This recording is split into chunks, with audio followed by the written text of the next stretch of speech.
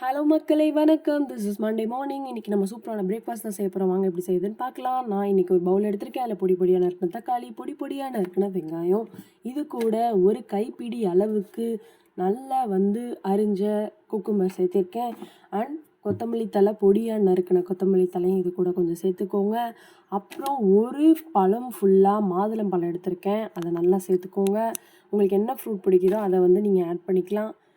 And இது கூட நல்ல வறுத்த வேர்க்கடலை நான் சேர்த்துருக்கேன். வேக வச்ச கடலை கூட நீங்கள் சேர்த்துக்கலாம். அண்ட் இந்த வேர்க்கடலை நிறைய பேர்த்துக்கு பிடிக்கும். எத்தனை பேர் பிடிக்குன்னு கமெண்ட் பண்ணுங்கள். அண்ட் இது கூட கொஞ்சமாக மிளகாத்தூள் நான் சேர்க்குறேன், சில்லி பவுடர். அண்ட் கொஞ்சமாக சால்ட். அண்ட் இது கூட நான் தேன் சேர்க்குறேன். தேன் எனக்கு ரொம்ப பிடிக்கும். நிறைய பேருக்கு தேன் பிடிக்கும். ஸோ தேன் உங்களோட ஸ்வீட்னஸ்க்கு ஏற்ற மாதிரி நீங்கள் சேர்த்துக்கோங்க. நான் இன்றைக்கி 2 ஸ்பூன் அளவுக்கு தேன் சேர்த்துருக்கேன்.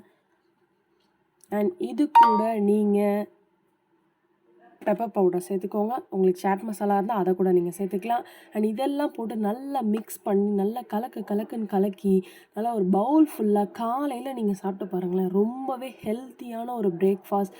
கண்டிப்பாக இதை உங்கள் குழந்தைங்க எல்லாருக்குமே கொடுங்க. இது எல்லாருக்குமே ரொம்ப பிடிச்ச ஃபேவரட்டாக இருக்கும்.